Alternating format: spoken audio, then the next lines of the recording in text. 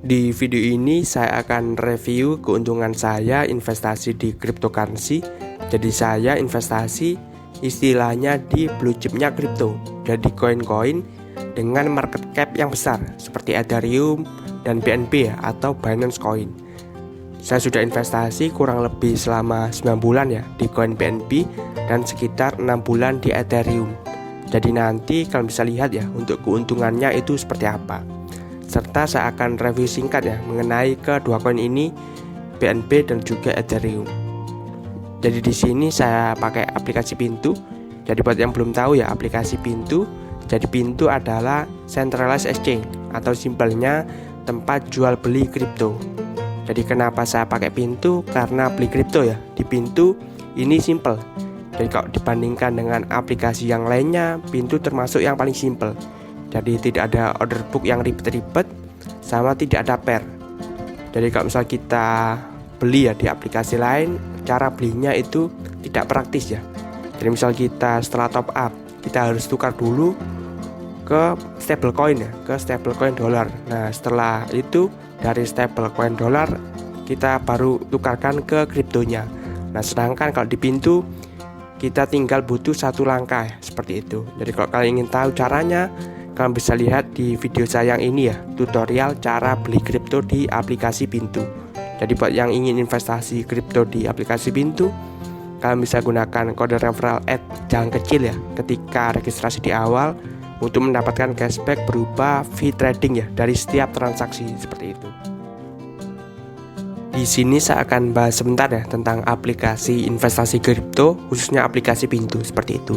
Jadi di kolom komen ada yang pernah bertanya ya tentang harga Bitcoin ya. Jadi harga Bitcoin kan sangat mahal. Jadi per hari ini ya, per video ini dibuat, harganya itu satu Bitcoinnya 837 juta. Jadi kalau misalnya kita investasi kan berarti harus punya modal yang besar seperti itu. Jadi pertanyaannya seperti itu.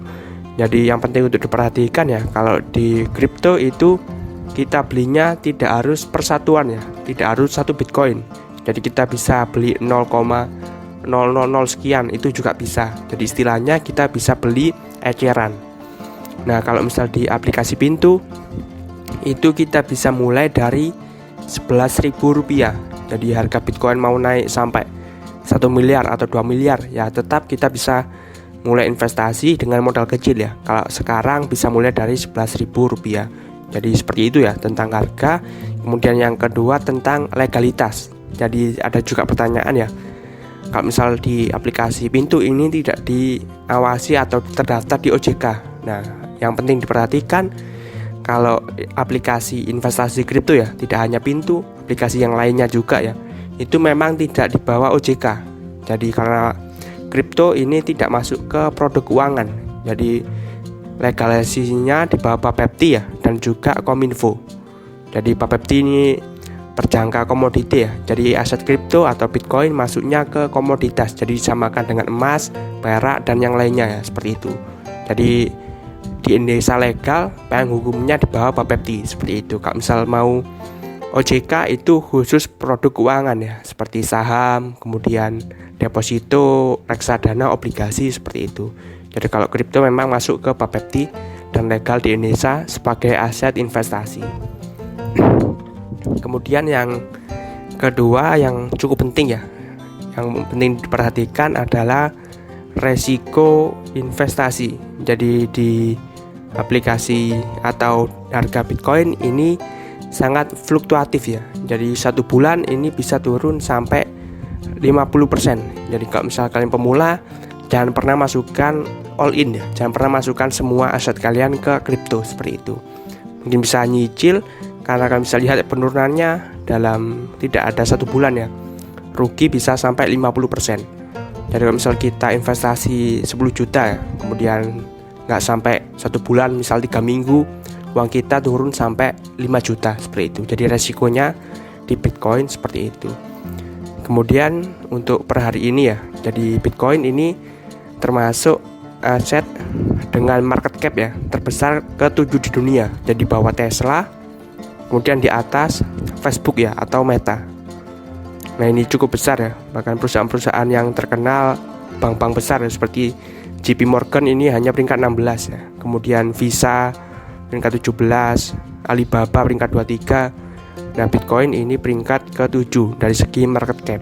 Kemudian kalau dari segi volume ini yang terbesar ya saat ini seperti itu. Kalau misalnya kita bandingkan dengan aset-aset yang lainnya. Kalau misalnya yang pertama kan saham Apple ya, ini volumenya ya kecil ya kalau misalnya dibandingkan dengan Bitcoin. Jadi kalau misalnya diibaratkan ini aset yang paling liquid seperti itu.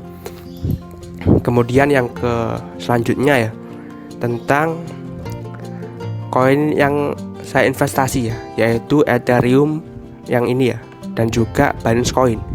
Jadi ini istilahnya koin-koin yang sangat terkenal ya di dunia kripto. Jadi Ethereum ini market cap-nya terbesar kedua setelah Bitcoin. Nah, Binance ini terbesar ketiga seperti itu. Jadi kalau misalnya lihat di sini, ini peringkat yang market cap yang terbesar seperti itu. Nah, kenapa bisa besar ini? Karena dia termasuk menggunakan smart contract ya. Jadi istilahnya ini termasuk koin ya. Jadi ada juga koin dan token. Jadi kalau misal koin itu jaringannya bisa dipakai oleh sistem ya, oleh aplikasi yang lainnya. Jadi Ethereum ini punya jaringan yang numpang di jaringannya Ethereum ini ada banyak seperti itu. Kemudian Binance juga ada banyak, Cardano ada beberapa ya. Kemudian Avalanche juga ada seperti itu.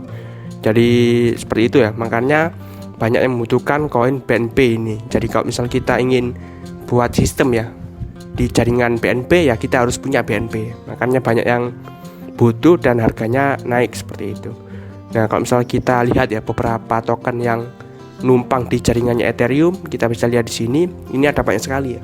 Jadi ada ribuan aplikasi atau sistem yang numpang di jaringannya Ethereum seperti itu. Mulai dari exchange, kemudian asset management, infrastruktur, service, stablecoin seperti itu. Kalau misal yang numpang di blockchainnya Binance ya atau Binance Smart Chain, kalau Ethereum kan blockchain Ethereum ya. Kalau Binance blockchainnya namanya Binance Smart Chain. Jadi yang numpang juga ada banyak sekali ya. Mulai dari segi asuransi, wallet, derivatif, NFT, analitik, cross chain, credit and lending ya. Ini ada banyak sekali seperti itu. Jadi termasuk koin top di dunia kripto karena kegunaannya juga bisa digunakan oleh token-token lain ya untuk numpang di jaringannya kedua koin ini, Ethereum dan juga BNB. Jadi ini adalah tampilan awal ya dari aplikasi Pintu. Jadi kalau misal kita awal investasi ini nanti saldo rupiah akan 0 ya seperti itu. Jadi di sini saya sudah investasi atau top up ya 500.000 rupiah. Jadi cara top up-nya kita bisa masuk ke bagian deposit ya. Kita klik di sini. Kemudian di sini ada beberapa pilihan metode seperti melalui transfer antar bank, kemudian melalui Bank Mandiri, kemudian kita bisa melalui Bank BNI dan juga Bank Permata. Kemudian kita juga bisa top up ya melalui dompet digital seperti GoPay, OVO, Dana, Link Aja dan juga ShopeePay seperti itu. Nah, di sini juga ada pemberitahuan ya. Di Dana juga bisa seperti itu. Nah, di sini kita bisa tarik ya ke rekening bank atas nama kita dan tidak bisa ditarik ke rekening e-wallet ya seperti GoPay, OVO. Nah, seperti itu ya kalau misalnya di sini. Jadi kita bisa top up-nya pakai e-wallet tapi penarikannya tidak bisa menggunakan e-wallet. Kemudian untuk kripto yang ada di aplikasi Pintu ini cukup terbatas ya, tapi ya lumayan seperti itu. Jadi ada Bitcoin, Ethereum, Ether, Binance. Nah, seperti ini. Kalian bisa lihat di sini cukup lumayan banyak seperti itu. Jadi cara depositnya seperti itu. Kemudian juga kalau misal kita bisa juga kirim ya. Jadi misal kita ingin transfer koin kita ke exchange lain, itu kita bisa gunakan aplikasi Pintu. Tapi untuk kirimnya ini khusus yang IDRT ya atau IDRT. Jadi koin yang lainnya tidak bisa dikirim melalui aplikasi Pintu. Kemudian untuk hasil investasinya kita bisa lihat di sini ya. Yang pertama di koin Ethereum. Jadi saya membelinya itu pada tanggal 7 Mei ya 2021 itu Rp500.000. Kemudian 20 Mei 2021 Rp250.000. Jadi total Rp750.000. Nah, ketika video ini dibuat ini uangnya menjadi Rp1.048.000. Jadi untung sekitar 200 atau 300.000 rupiah seperti itu. Jadi untuk Ethereum seperti itu. Kemudian untuk Binance kita bisa lihat di sini. Nah, ini juga ada di sini ya. Jadi saya pernah kirimkan Binance ke exchange lain ya, seperti itu. Jadi saya kirim ke Binance seperti itu. Jadi koin BNB saya kirim ke Binance sebesar 1,2 juta. Kemudian saya juga pernah jual 2,1 juta. Jadi saya investasi ya. Pada tanggal 30 Januari 200.000, pada tanggal 3 Februari 100.000, 6 Februari 200.000, total 500.000 rupiah itu saya tarik 2,1 ya. Jadi udah untung 2 juta. Kemudian saya kirim 1,2, untung 3 juta. Nah, sekarang masih ada profit 2,1. Jadi misal total untung sekitar 5 jutaan ya. Jadi modal 500.000 untung 5 jutaan. Jadi untung hampir 1000% seperti itu.